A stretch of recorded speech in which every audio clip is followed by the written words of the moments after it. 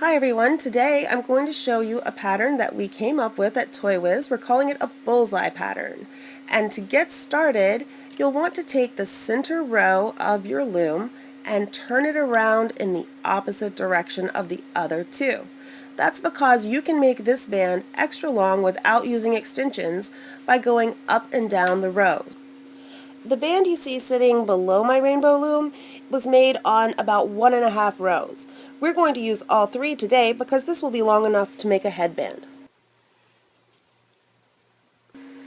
To get started, just place your rubber bands the normal way you would for a single rainbow loom bracelet. This is probably the first pattern you ever learned. It's the easiest one. That's of course not all we're going to do with it, but go down the row like normal until you get to the end.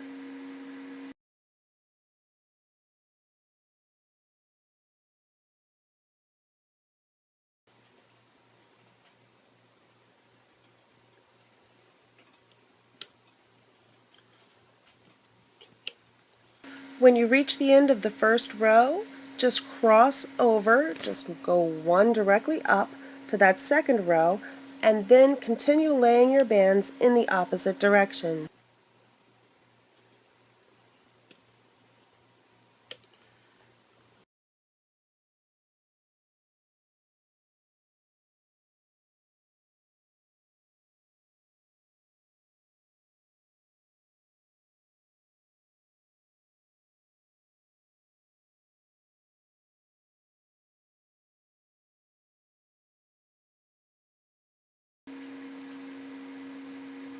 When you reach the end of the second row, just cross over one more time and then reverse direction again and continue on to the end.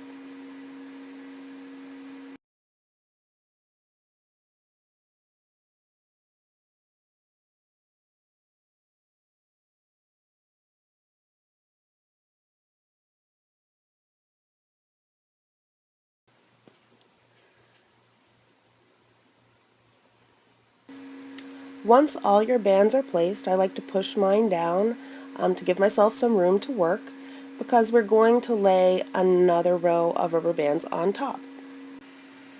The next step is to lay another level of rubber bands right on top of the lower ones. In this case, we're putting orange ones right on top of the black, but this time we twist them in the middle so they go on in a figure-8 pattern. But otherwise they're exactly in the same pattern we laid the first time, which means at the end of each row you want to cross over one peg and then change directions.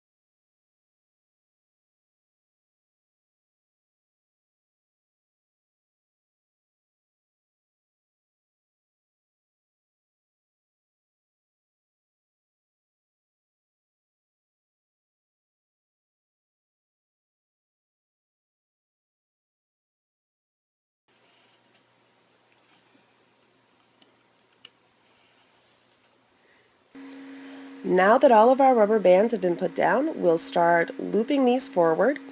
It's just like doing the basic rainbow loom stitch.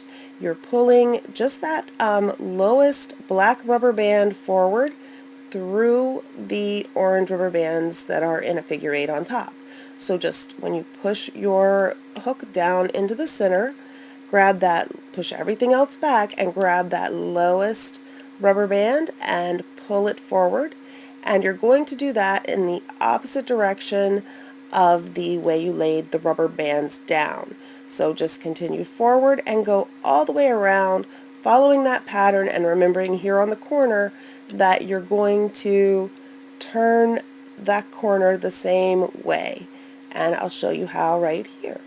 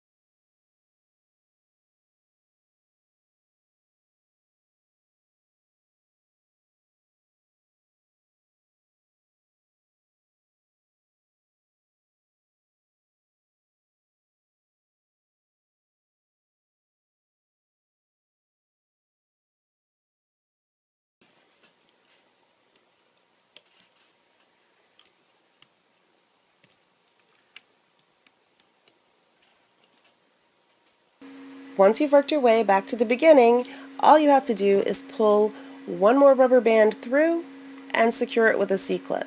Then you can remove your project from the loom.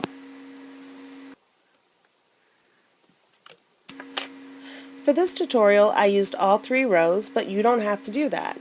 If you just need a band that's a little bit longer, like for an anklet or to fit a guy's wrist that's just a little bit bigger than a 1-row band would be, you could stop, say, halfway down that 2nd row or wherever you need to get it the exact length you want it to be.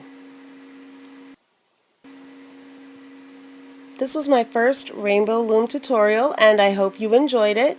Please let me know in the comments if you'll rate and subscribe. Leave me a remark. That will certainly help because I plan to do a lot more. Thanks for watching.